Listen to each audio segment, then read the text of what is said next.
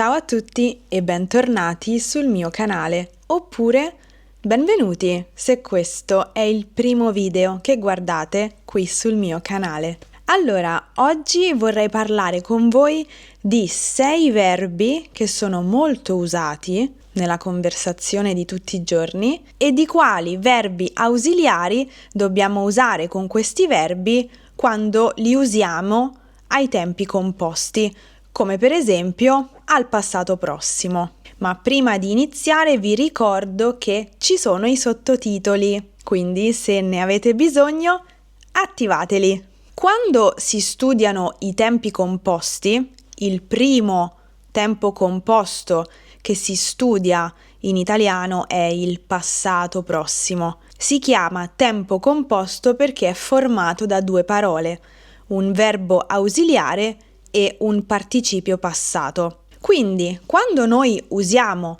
un verbo al passato prossimo, dobbiamo usare un verbo ausiliare e di norma dobbiamo scegliere se usare il verbo essere oppure il verbo avere. E ci sono varie regole per sapere quale verbo ausiliare usare con quale verbo. E di questo abbiamo parlato nella lezione sul passato prossimo, il cui link vi lascio nella descrizione del video qui sotto.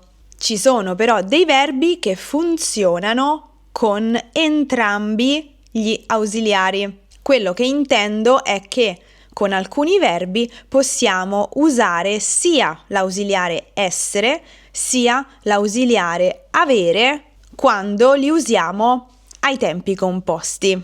Che cosa succede però? Succede che spesso cambia il significato del verbo oppure cambia la funzione grammaticale del verbo.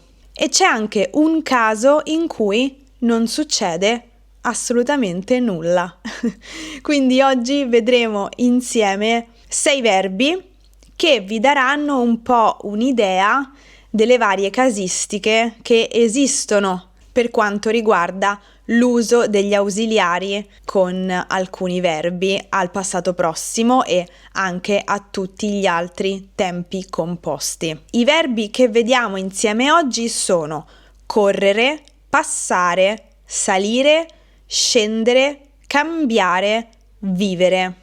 E per ognuno di questi verbi vedremo vari esempi. Iniziamo subito con il primo verbo, che è correre. Questo è un caso in cui posso usare sia l'ausiliare essere sia l'ausiliare avere con questo verbo al passato prossimo, ma cambia il significato. Quindi se dico ho corso e sono corsa, sto dicendo due cose diverse. Nel primo caso, ho corso significa che ho fatto attività fisica. Sono andata al parco e ho corso per 35 minuti. Quindi quando usiamo l'ausiliare avere con il verbo correre, ci riferiamo all'attività fisica di correre, quindi la corsa. Se invece uso l'ausiliare essere e dico sono corsa in ufficio stamattina, sto dicendo che sono andata in ufficio con una fretta esagerata.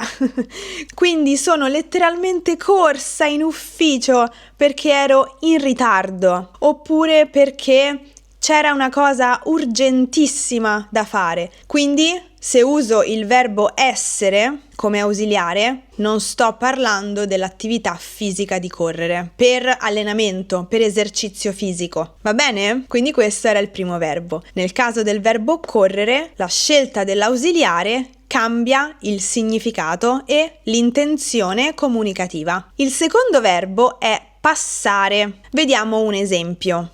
Ho passato un fine settimana rilassante. In questo caso il verbo passare con l'ausiliare avere significa trascorrere del tempo. Quindi ho passato un fine settimana rilassante significa ho trascorso un fine settimana rilassante. E con l'ausiliare avere il verbo passare è transitivo. Ho passato che cosa? Un fine settimana tranquillo. Quindi c'è un oggetto diretto del verbo. Se invece dico sono passata a casa di Stefania stamattina, ma lei non c'era, sto usando un altro significato del verbo passare, che è quello di andare velocemente in un luogo. Quindi se io dico sono passata a casa di Stefania stamattina, sto dicendo che sono andata a casa di Stefania.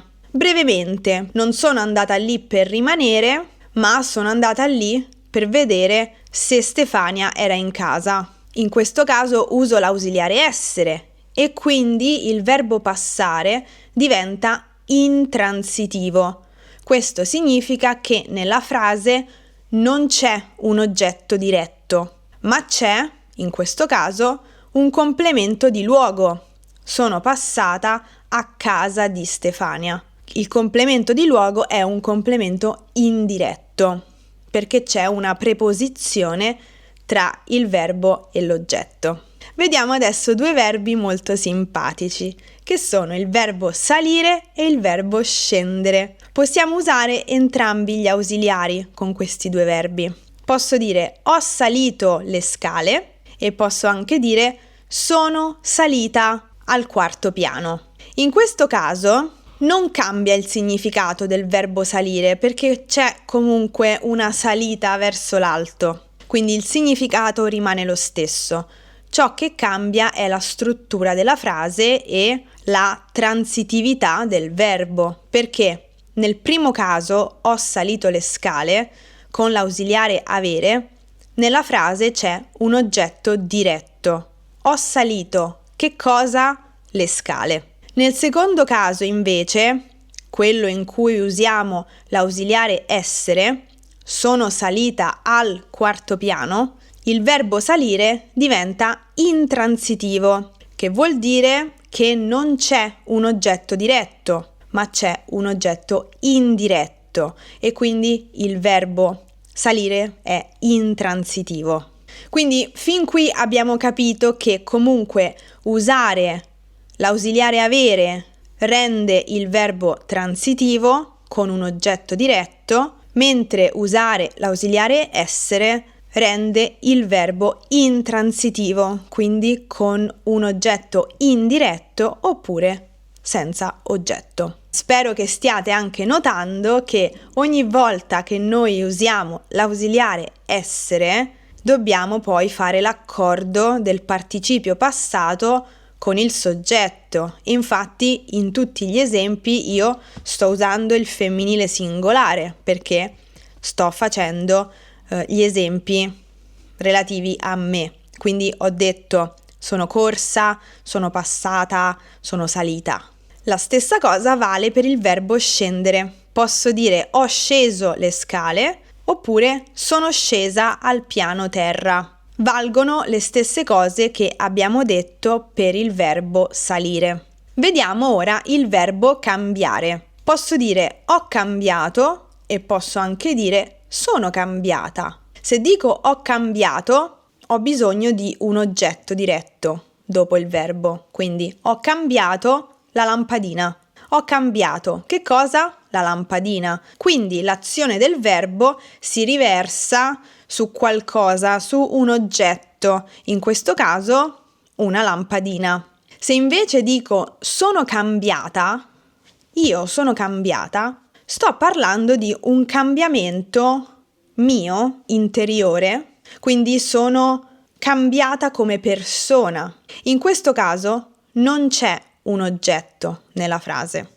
Il verbo cambiare è intransitivo se uso l'ausiliare essere. Quindi se sentite qualcuno dire sono cambiata o sono cambiato, sta parlando di un cambiamento personale. E quindi fino a qui abbiamo visto dei verbi che cambiano significato in base alla scelta dell'ausiliare, oppure che cambiano da transitivi a intransitivi e viceversa, oppure entrambe le cose.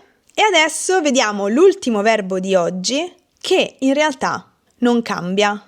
Con il verbo vivere possiamo infatti usare sia l'ausiliare essere sia l'ausiliare avere perché non cambia il significato in base alla scelta dell'ausiliare e possiamo costruire la frase un po' più liberamente rispetto agli altri verbi che abbiamo visto. Perché io posso dire ho vissuto a Trieste per 3 anni e posso anche dire sono vissuta a Trieste per 3 anni.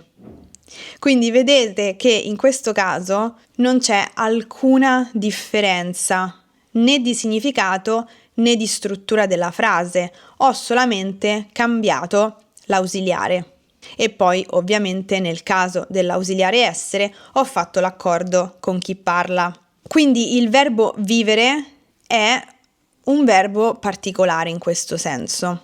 È anche vero che però se io dico ho vissuto una vita spericolata, in questo caso nella frase c'è un oggetto diretto. Ho vissuto, che cosa?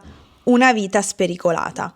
Quindi in questo caso posso usare solo l'ausiliare avere. Quindi se volete costruire una frase così dovete usare l'ausiliare avere. Però nell'esempio che vi ho fatto prima potete tranquillamente scegliere essere o avere perché in realtà non cambia nulla. Allora, nella lezione di oggi abbiamo visto 6 verbi che ci danno tanti spunti di riflessione sulla scelta dell'ausiliare con il passato prossimo, in questo caso, ma con tutti i tempi composti in generale. Quindi sappiate che ci sono alcuni verbi che possono essere usati con entrambi gli ausiliari, ma ovviamente dobbiamo fare attenzione alla frase. I 6 verbi che ho scelto per il video di oggi sono quelli più comuni, diciamo. Ovviamente ce ne sono anche altri, però ho scelto questi perché ho pensato che fossero quelli più adatti per farvi vedere varie casistiche. Questo è tutto per la lezione di oggi, grazie per averla seguita, se avete dubbi o domande lasciateli nei commenti qui sotto e io vi do appuntamento al prossimo video. A presto, ciao!